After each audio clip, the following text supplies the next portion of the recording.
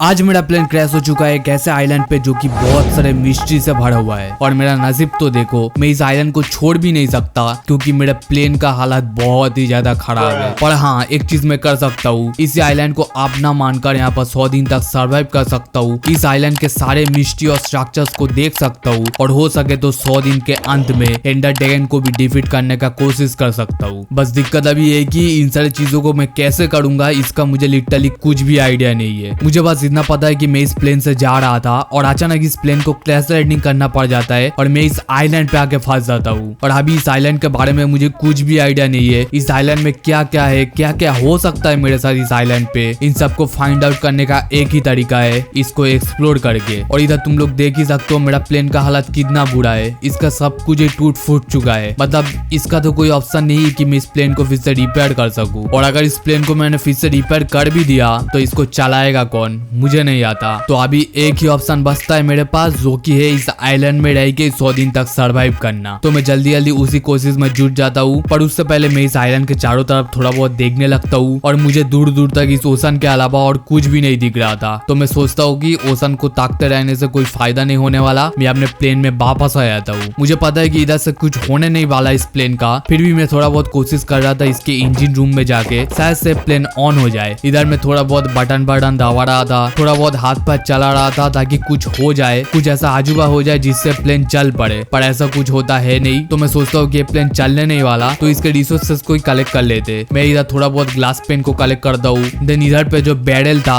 इसको खोलता हूँ और इसको खोलने के बाद इधर से मुझे बुक और थोड़ा बहुत गन पाउडर मिलता है। अब मैं सोचता हूँ कि इस बुक में शायद से इस प्लेन को चलाने का कोई रेसिपी होने वाला है, पर बुक निकलता है बिल्कुल खाली। भाई बार बार मेरे दिमाग में इस प्लेन को चलाने का गंदा आइडिया आ रहा है, तो इस चीज को मुझे निकालना पड़ेगा अपने दिमाग से। देन मैं इधर फिर से देखने लगता हूँ इस प्लेन के अंदर इस पैसेंजर वाले एरिया पर बहुत सारे बैरल्स था। शायद से पैसेंजर लोग अपना सामान इस बैरल में रखे हुए थे। तो मैं इधर से इन बैरल्स को चेकआउट करने लगता हूँ, जिधर से मुझे थोड़ा बहुत कपड़े मिलते हैं, थोड़ा बहुत ऊल मिलता है, स्ट्रिंग मिलता है। बहुत ही रैंडम चीजें थे यहाँ पर कपड़े उनके लिए तो नहीं, पर मेरे लिए बहुत ही कामदायक साबित हो सकता है। और मैं यहाँ से 2 कपड़े को पहन भी लेता हूँ। देन मैं और भी थोड़े बहुत बैरल्स को चेकआउट करता हूँ। लगभग सारे बैरल्स में सेम ही चीजें थे, कपड़े, स्ट्रिंग और ऊल्स। बहुत ही गरीब थे वो लोग जो लोग पैसेंजर था इस प्लेन का, क्योंकि भाई कपड़ों के अलावा वो लोग और कुछ भी नहीं लाए थे उनके साथ। पर फिर भी मैं अपना उम्मीद नहीं छोड़ता और भी थोड़ा बहुत बैरल्स को चेकआउट करता हूँ। और उसमें से एक बैरल से कुछ ऐसा चीजें मिलता है। अबे पोषण, तुम लोगों को माइनक्राफ्ट का कोई नॉर्मल पोषण लग रहा होगा, मैं इसका कॉन्सेप्ट तुम लोगों को समझा देता हूँ। ये सब दारू था। हाँ भाई, कोई नसड़ी इस प्लेन में चढ़ा होगा जो ये सब लेके चल रहा था प्लेन में, पर इससे मेरा कोई फायदा होने नहीं वाला। उल्टा ये सब करते करते इधर पहला दिन का सूरज भी चला गया था। कुछ भी प्रिपेयर नहीं किया था मेरी सर्वाइवल के लिए। लिटरली अब तक मेरे पास बेसिक टूल्स भी नहीं थे खुद को प्रोटेक्ट करने के लिए। तो मैं जल्दी जल्दी इधर से ऊँट तोड़ना चालू कर देता हूँ ताकि मैं कुछ बेसिक स्टफ को बना सकूं। ऊँट मिलने के बाद मैं इधर से बांधता हूँ अपने लिए क्राफ्टिंग टेबल। देन सबसे पहले मैं बांधता हूँ अपने लिए एक बेड को, क्योंकि ऊल मुझे पहले से मिल चुका था। देन मैं इधर सो के अपना पहला नाइट को स्किप करता हूँ। अगले दिन के सुबह होता ही सबसे पहले मैं चला जाता हूँ थोड़ा बहुत स्टोन्स को कलेक्ट करके। देन इनसे बांधता हूँ अपने लिए बेसिक स्टोन के टूल्स। देन मैं कोशिश करता हूँ इस प्लेन से और भी थोड़ा बहुत रिसोर्सेस को कलेक्ट करने का। मैं देख रहा था इधर से मुझे और थोड़ा बहुत काम का सामान अगर मिल जाए तो मेरे लिए फायदा है, पर इधर से मुझे ऐसा ज्यादा सामान मिलता है नहीं। तो मैं प्लेन के और भी थोड़ा पीछे आने लगता हूँ और उधर मुझे दिखता है कि इधर पे भी बहुत सारे बैरल्स गिरे हुए थे। ये प्लेन जब क्रैश लैंडिंग कर रहा था तभी शायद से ये सब चीजें गिरा होगा। तो मैं एक बैरल को खोलता हूँ जहाँ पर से मुझे और भी थोड़ा बहुत सामान मिलता है, एंड मैं और एक बैरल को खोलता हूँ एंड उधर से भी मुझे बहुत सारे सामान मिलता है। और जो कि देखा जाए तो पहले बड़े बैरल्स के मुकाबले बहुत ही अच्छे सामान थे, क्योंकि यहाँ पर आयरन, कॉपर, ये सब वैल्यूएबल रिसोर्सेस था। और इधर से मुझे कोल, गन पाउडर और भी बहुत अच्छे अच्छे सामान मिलता है। देन मुझे इधर से आयरन का एक पिकेक्स भी मिल जाता है। भाई प्लेन में लोग क्या क्या लेके घूम रहे थे, एक बार सोच के देखो। इतना सारा वैल्यूएबल सामान प्लेन में कौन लेके उठता है, पर फिर भी मुझे उससे कोई फर्क पड़ने नहीं वाला क्योंकि ये मेरे लिए फायदे है। देन मैं इस प्लेन को और थोड़ा बहुत चेकआउट करता हूँ, पर इधर से और कुछ मुझे मिलता है नहीं। तो मैं इधर थोड़ा बहुत ऊँट्स को कलेक्ट करता हूँ। देन मैं इस प्लेन के बिल्कुल पीछे जाके देखता हूँ और मुझे दिखता है कि ये प्लेन शायद से थोड़ा बहुत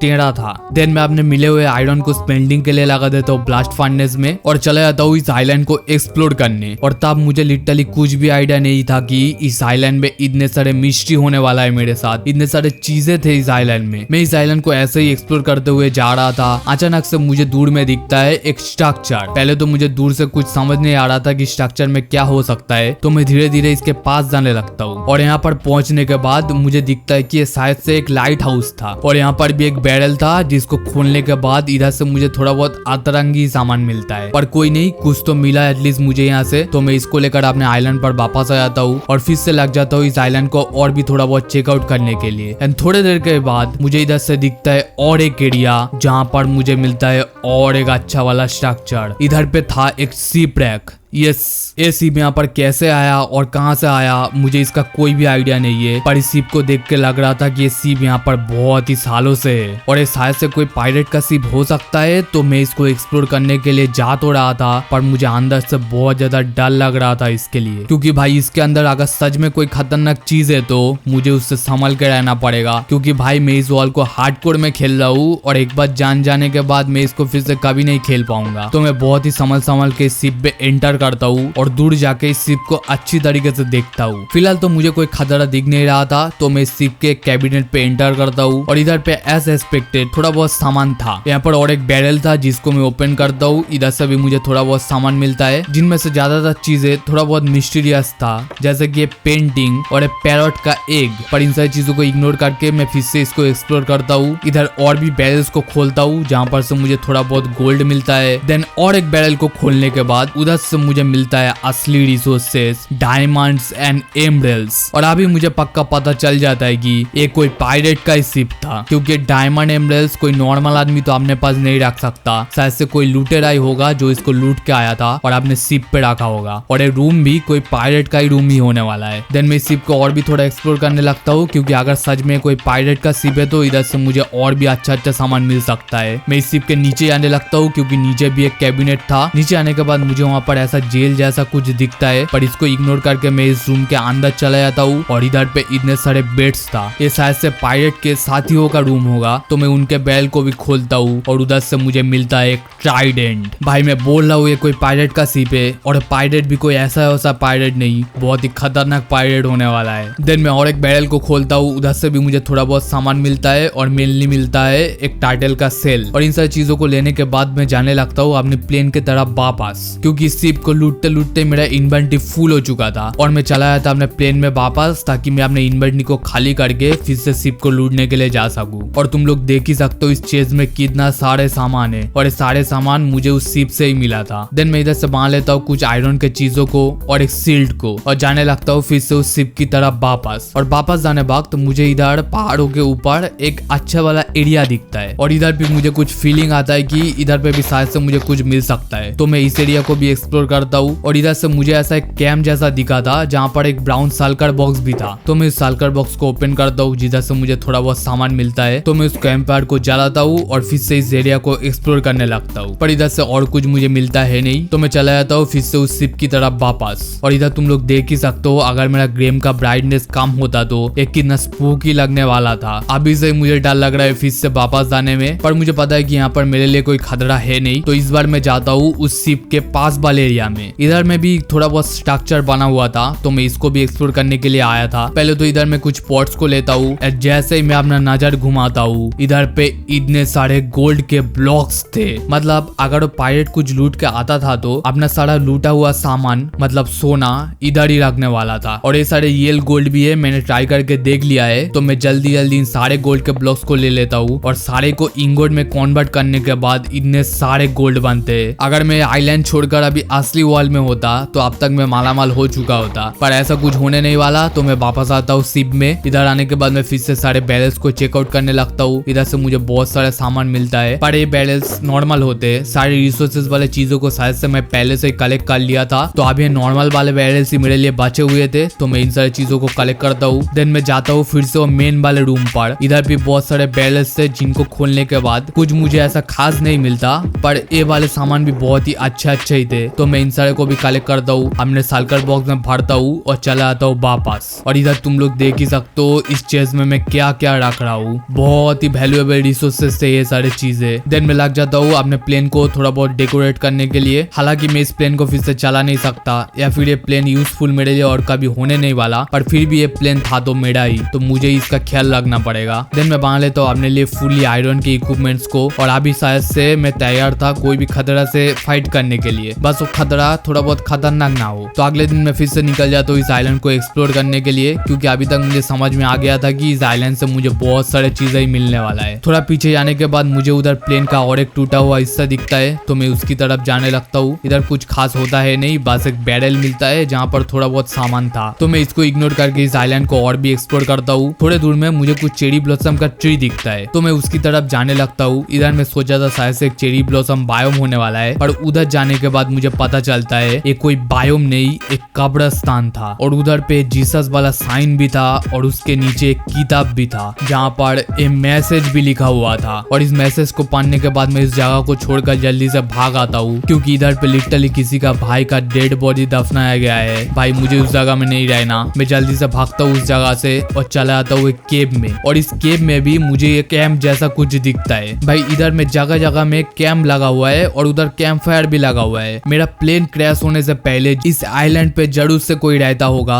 नहीं तो तुम लोग ही सोच के देखो इतने सारे कैंप क्यों बने हुए हैं। पर उन सारी चीजों को छोड़कर अभी मैं चला जाता हूँ अपने केविंग के लिए, क्योंकि मुझे अभी भी बहुत सारी रिसोर्सेस की जरूरत थी। थोड़े दूर तक स्टेयरकेस बनाने के बाद मैं पहुंचता हूँ एक बड़े वाले केव में, जहाँ पर था एक लास्ट केव। मैं इस लास्ट केव को एक्सप्लोर करने लगता हूँ, क्योंकि लास्ट केव में डायमंड्स पाने की चांसेस बहुत ज्यादा होता है। पर थोड़े दूर में ही मुझे दिख जाता है एक माइन शाफ्ट। अभी लास्ट केव से तो मुझे डायमंड मिला नहीं है, तो मैं अपने लक को ट्राई करने के लिए इस माइन शाफ्ट को एक्सप्लोर करने लगता हूँ। पर इस बार भी मेरा नसीब बहुत ही खराब होता है, इस माइन शाफ्ट से भी मुझे कुछ भी नहीं मिलता। उल्टा इधर कुछ केव स्पाइडर मुझे परेशान करने के लिए आ जाते हैं। हाँ बस इधर पे थोड़ा बहुत चेस्ट मिलता है, जिसको लेकर मैं अपने गुस्से को शांत करता हूँ और चला आता हूँ फिर से वापस। और इधर जब मैं वापस आ रहा था मैं निकलता हूँ एक समुंदर में, जहाँ पर मुझे दिखता है और एक स्ट्रक्चर, और एक कोई ऐसा वैसा स्ट्रक्चर नहीं, बहुत ही मैसिव स्ट्रक्चर होता है। भाई ये क्या चीज था, मुझे दूर से कुछ भी समझ नहीं आ रहा था। शायद से मुझे थोड़ा बहुत आइडिया लग रहा था कि ये कोई कंस्ट्रक्शन जैसा कुछ है, पर अभी स्ट्रक्चर को एक्सप्लोर करने का हिम्मत और ताकत कुछ भी नहीं है मेरे अंदर। भाई ये स्ट्रक्चर बहुत ही ज्यादा मैसिव था, मुझे अभी से ही देख के बहुत ज्यादा डर लग रहा था इसमें जाने के लिए। तो मैं बिल्कुल ही बेवकूफी नहीं करते हुए वापस आ जाता हूँ, क्योंकि बाद में मैं उधर जा सकता था जब मैं स्ट्रॉन्ग हो जाऊंगा। पर अपने आप को स्ट्रॉन्ग करने के लिए अभी मुझे बहुत सारा टाइम लगेगा, पर मैं तब तक के लिए लग जाता हूँ अपने प्लेन को और भी थोड़ा बहुत अच्छा बनाने के काम में। और इसी प्रोसेस में मैं पहुंचता हूँ और एक एरिया में। दूर से मुझे इधर एक पाथवे जैसा दिखता है, तो मैं इसको फॉलो करने की कोशिश करता हूँ। और इसको फॉलो करने के बाद मैं पहुंचता हूँ शायद से एक बोट के पास, तो मैं जल्दी जल्दी इस बोट में घुस जाता हूँ। शायद से इस बोट में बैठ के ही मैं इस आइलैंड को छोड़ सकता हूँ, पर मुझे लगता नहीं कि ये बोट भी चलने वाला है। तो मैं फिर से अपना उम्मीद हार के इस बोट के थोड़ा बहुत सामानों को लूटता हूँ। इधर से भी मुझे थोड़ा बहुत सामान मिलता है, तो मैं इसको लेकर चला आता हूँ फिर से वापस। और वापस आने के बाद मुझे इधर और एक एरिया दिखता है। भाई इस आइलैंड में बहुत सारे एरियाज थे, और इस सारे एरियाज में ही मुझे बहुत सारे मिस्टीरियस चीजें भी मिल रहे थे। इधर पे लिटरली किसी का घर था, और घर के बाजू में एक माइनिंग एरिया भी था। और मैं इसको माइनिंग एरिया कैसे कह रहा हूँ, क्योंकि इधर साबेल, पिकेक्स, ये सारे चीजें टंगे हुए थे। और इधर पे जगह जगह पे ब्लॉक्स ऑफ कोल्स थे, और इनमें से ब्लॉक्स ऑफ कोल मुझे बहुत ज्यादा काम में लग सकता है, तो मैं इन सारे को कलेक्ट करता हूँ। देन चला आता हूँ इसके घर में। इसके घर में घुसने के बाद मुझे इधर पे भी 2-3 रूम दिखता है, जहाँ पर अलग अलग सामान था, जिनमें से कुछ मेरे काम का, कुछ ना काम का। पर मैं इधर सारे सामानों को कलेक्ट कर रहा था, क्योंकि पता नहीं कब किस चीज का जरूरत पड़ जाए। और इन सारे चीजों को देखने के बाद, समझने के बाद मैं फिर से चला तो अपने प्लेन में वापस। अभी तक मुझे इतना तो समझ आ ही चुका था कि इस आइलैंड पे जरूर से कोई रहता होगा, बस वो कौन रहता है, किस तरह का इंसान है, क्या है वो, उस चीज के बारे में मुझे कुछ भी आइडिया नहीं है। पर मुझे जल्दी से उसके बारे में आइडिया लगाना पड़ेगा, क्योंकि अगर मुझे इधर रहना है तो मुझे इस आइलैंड के बारे में सब कुछ पता होना चाहिए। और उसके लिए मुझे जाना पड़ेगा वो वाला स्ट्रक्चर में जिसको मैं पहले देख के आया था। और तब देखते टाइम मुझे कोई भी आइडिया नहीं लगा था कि उस स्ट्रक्चर में क्या था और क्या होने वाला है। मैं धीरे धीरे अपने बोट की मदद से उसके तरफ जाने लगता हूँ। सामने जाने के बाद मुझे थोड़ा बहुत आइडिया लगता है शायद से कंस्ट्रक्शन वाला एरिया है, तो मैं लैडर की मदद से उसके ऊपर जाता हूँ। ऊपर जाने के बाद मैं सबसे पहले अपने शील्ड को अपने हाथ में लेके आता हूँ। पता नहीं भाई इधर कुछ भी हो सकता है। इस स्ट्रक्चर के जमीन पे कुछ मैप्स पड़े हुए थे, कुछ पेपर्स पड़े हुए थे, पर इन मैप्स इसमें कुछ लिखा हुआ था नहीं, तो मैं इन सारे चीजों को इग्नोर करता हूँ और जाने लगता हूँ इस स्ट्रक्चर में जो रूम्स थे उनके अंदर। इधर एक रूम के अंदर घुसने के बाद मुझे उधर कुछ चीजें दिखता है। ऑल्सो दिखता है बहुत सारे बैरल्स, जिनमें ज्यादातर बैरल्स में नशे की सामान ही था, तो मैं इन सारे चीजों को इग्नोर करता हूँ। ऑल्सो कुछ बैरल्स में थोड़ा वैल्यूएबल सामान भी था, तो मैं उन सारे को तो ले ही लेता हूँ। पर इस स्ट्रक्चर में बहुत सारा हाउस था, तो मुझे सारे को एक्सप्लोर करना पड़ेगा और मैं धीरे धीरे ऐसा ही करता हूँ और भी थोड़ा बहुत बैरल्स को चेकआउट करता हूँ। थोड़े बहुत बैरल्स में मुझे अच्छा सामान मिलता है, थोड़े बहुत बैरल्स में मुझे घटिया सामान भी मिलता है। देन मैं इधर घुसता हूँ और एक हाउस में जहाँ पर थोड़ा बहुत बेड्स था, थोड़ा बहुत बैरल्स था और शायद से इधर एक टीवी भी लगा हुआ था। मैं फिर से सारे बैरल्स को एक्सप्लोर करता हूँ, कुछ भी अच्छा खासा सामान मिलता है नहीं, तो मैं फिर से और एक रूम में घुसता हूँ। इधर पे भी सेम ही चीजें था,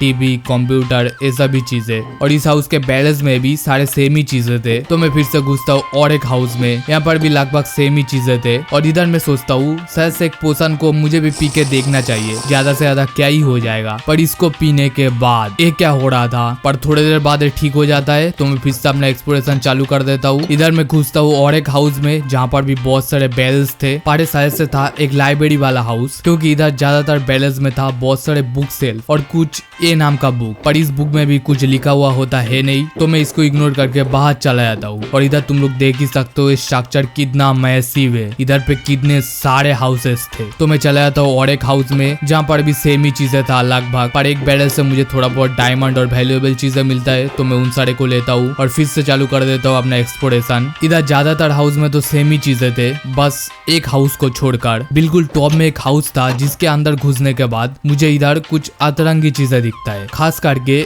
एक कमांड ब्लॉक और इधर एक लीवर भी होता है। तो मैं इस लीवर को प्रेस करता हूँ, जिसको प्रेस करने के बाद एक रेडियो ऑन हो जाता है और मेरे स्क्रीन पर भी कुछ लिखा हुआ आता है, जिन चीजों को मैं पढ़ने की कोशिश करता हूँ। और वो पढ़ने के बाद मुझे समझ में आता है कि जल्दी से मुझे इधर से भागना पड़ेगा। शायद से अगर मैंने सही पढ़ा है तो ये जगह थोड़ी देर में ब्लास्ट होने वाला है। मैं जल्दी से जितना सामान मुझे मिलता है उन सारे चीजों को लेकर इधर से कूदता हूँ और बिल्कुल ही पीछे नहीं देखते हुए अपने आइलैंड की तरफ भागता हूँ। थोड़े दूर जाने के बाद मैं वेट करता हूँ स्ट्रक्चर के एक्सप्लोड होने का, पर ऐसा कुछ होता है नहीं। पर मैं फिर से उधर वापस जाने वाला हूँ नहीं। भाई वो रेडियो में कुछ अलग ही चीजें दिखा रहा था, तुम लोग देख ही सकते हो इस रेड वाला सेंटेंस को पढ़कर। इसका मतलब है कि इधर कुछ खतरनाक होने ही वाला है। जो भी हो, मैं उधर से अपने लिए इम्पोर्टेंट जो भी चीजें था उनसे लूट कर वापस आ जाता हूँ। वापस आने के बाद सबसे पहले मैं बनाता हूँ अपने लिए एक एन्चेंटिंग टेबल को, ऑल्सो एक नेदर पोर्टल को, और चला जाता हूँ नेदर में। नेदर में मुझे थोड़ा बहुत अच्छा खासा स्पॉन मिला था, ऑल्सो दूर दूर में मुझे कुछ दिख नहीं रहा था, पर फिर भी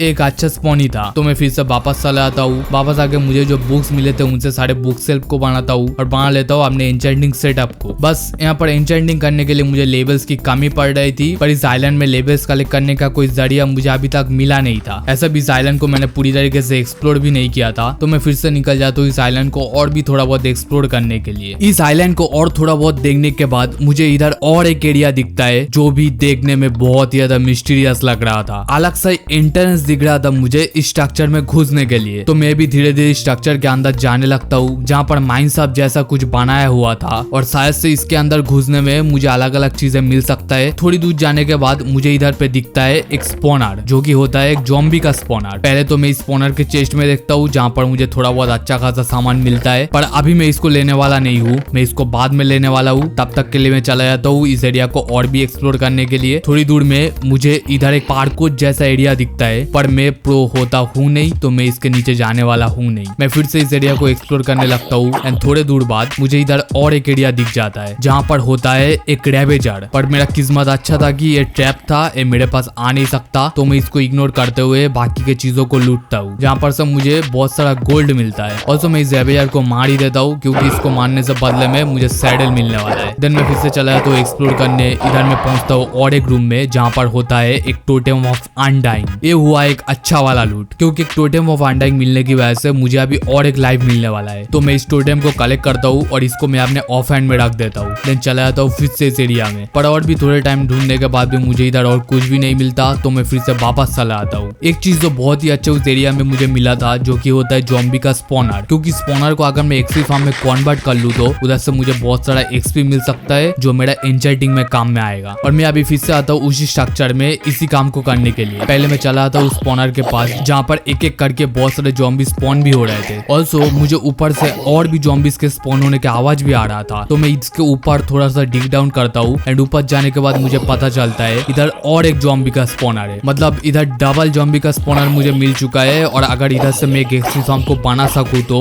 मुझे इसमें बहुत सारा फायदा हो सकता है। पर दिक्कत अभी है कि ये एरिया बहुत ही ज्यादा कॉम्पैक्ट था, तो जो प्लान मैंने सोच के आया था वो होता है नहीं, क्योंकि इधर एक्सपी फार्म बनाने जितना जगह था ही नहीं। तो मैं निराश होकर फिर से वापस आने लगता हूँ। वापस आने के बाद मैं एक माउंटेन में जाता हूँ जहाँ पर से मैं कलेक्ट करता हूँ और भी थोड़ा बहुत लैपिस एंड और भी थोड़ा बहुत डायमंड्स को एंड उधर से ऑल्सो मैं कलेक्ट करता हूँ बहुत सारे स्प्रूस के सैपलिंग को और वापस आके स्प्रूस ट्रीज को उगाना चालू कर देता हूँ और कलेक्ट करना स्टार्ट कर देता हूँ बहुत सारे स्प्रूस के ऊट को, क्योंकि अभी मैंने सोचा था एक एक्सपी फार्म को बनाने का, जिसके लिए मुझे बहुत सारे ब्लॉक्स की जरूरत पड़ेगी, जिसके लिए स्प्रूस सूट काम में आएगा। तो मैं इधर कुछ दिनों के लिए लग जाता हूँ बहुत सारे स्प्रूस सूट को कलेक्ट करने में, देन लग जाता हूँ अपने एक्सपी फार्म को बिल्ड करने में। इधर मैं बहुत सारा टाइम लगाकर अपने एक्सपी फार्म को बिल्ड तो कर दिया था। थोड़ी देर बाद मैं क्या देखता हूँ, मेरा एक्सपी फार्म काम ही नहीं कर रहा है। भाई ये वर्ल्ड बहुत ही मिस्टीरियस है, मैंने तुम लोगों को बताया था। अभी मेरा एक्सपी फार्म भी काम नहीं कर रहा है, मतलब एक्सपी कलेक्ट करने का और एक प्लान मेरा बर्बाद हो चुका है। तो थक हार कर मैं फिर से अपने प्लेन में वापस आ जाता हूँ, अपने एन्चेंटिंग सेटअप को उठाता हूँ और चला जाता हूँ फिर से एक्सप्लोरेशन के लिए। इधर शायद से मैंने अपने आइलैंड से थोड़ा दूर एक विलेज को देखा था और मैं उसी की तरफ निकल जाता हूँ, क्योंकि अगर मुझे विलेज मिल जाता है तो वहाँ पर के विलेजर्स से मैं अपने लिए एक्सपी को कलेक्ट कर सकता हूँ। थोड़ी दूर जाने के बाद मुझे वो विलेज फिर से दिख जाता है, तो मैं जल्दी से उसकी तरफ चला जाता हूँ और जाके सबसे पहले 2 विलेजर को कैप्चर कर लेता हूँ। और ये भी बहुत अच्छे विलेजर्स थे, तो ये भी चुपचाप अपने ट्रैप पे आ जाते। देन मैं स्टार्ट कर देता हूँ एक एरिया को बनाना जहाँ पर मैं इन विलेजर्स को रख सकूँ, इनके नंबर्स को बढ़ा सकूँ और अपने लिए एन्चेंटिंग भी कर सकूँ। ये सब करने के बाद मैं विलेज से थोड़ा बहुत बेट्स को चुरा कर इस एरिया पर लगा देता हूँ। देन मैं एक एक करके इन 2 विलेजर को रिलीज करता हूँ और इनको जबरदस्ती उस एरिया पर लेके आता हूँ और यहाँ पर लगा देता हूँ एक गेट को। अभी ये लोग इधर से निकल नहीं सकते, तो इनको जबरदस्ती मेरा नौकर बनना पड़ेगा। देन मैं लग जाता हूँ बहुत सारे हेबेस को कलेक्ट करने में, जिनको मैं ब्रेड्स बनाकर इन विलेजर को देने वाला हूँ ताकि ये लोग ब्रीडिंग स्टार्ट कर सके। देन मैं इधर लगा देता हूँ अपने एन्चेंटिंग सेटअप को और लग जाता हूँ इन विलेजर लोगों के साथ ट्रेडिंग करने में। इधर मैं बहुत सारे आइलैंड के स्ट्रक्चर को लूट चुका था, जहाँ पर से ज्यादातर मुझे गोल्ड मिला था और क्लेरिक विलेजर को अपग्रेड करके मैं ज्यादातर कोशिश कर रहा था इस गोल्ड के बदले में एमराल्ड लेने का। एंड थोड़ी देर बाद मैं देखता हूँ कि इधर एक बेबी विलेजर भी आ चुका है, मतलब ये लोग चालू हो चुके हैं। तो मैं इधर कोशिश कर रहा था जितना हो सके विलेजर लोगों के साथ ट्रेडिंग करने का, जिससे मुझे एमराल्ड भी मिल सके और एक्सपी भी। और ऐसे करने के बाद मैं कोशिश कर रहा था मुझे अपने पीकेस पर फॉर्चून 3 मिल सके। थोड़ी देर बाद ऐसा ही होता है, मेरे पीकेस पर मुझे मिल जाता है फॉर्चून 3। तो मैं चला जाता हूँ केव में, क्योंकि अभी भी मुझे डायमंड का आर्मर मिला नहीं है, जिसके लिए मुझे बहुत सारे डायमंड्स की जरूरत है। तो मैं कोशिश कर रहा था केव से जितना हो सके डायमंड्स को कलेक्ट करने की, और फॉर्चून 3 मिलने की वजह से अभी मैं डायमंड्स को मल्टीपल करके ले सकता था। तो मैं इसी काम को करता हूँ और इनफ डायमंड मिलने के बाद मैं इससे मान लेता हूँ अपने लिए फुली डायमंड के आर्मर को और इसको भी अच्छी तरीके से एन्चेंट कर लेता हूँ और चला जाता हूँ नेदर में। अभी तुम लोग सोच रहे होंगे मैं नेदर में आया हूँ क्योंकि मुझे इधर से ब्लेज स्वॉर्ड कलेक्ट करना है और एंडर पर्ल्स कलेक्ट करना है। हाँ, मुझे उन सारी चीजों को कलेक्ट तो करना है, पर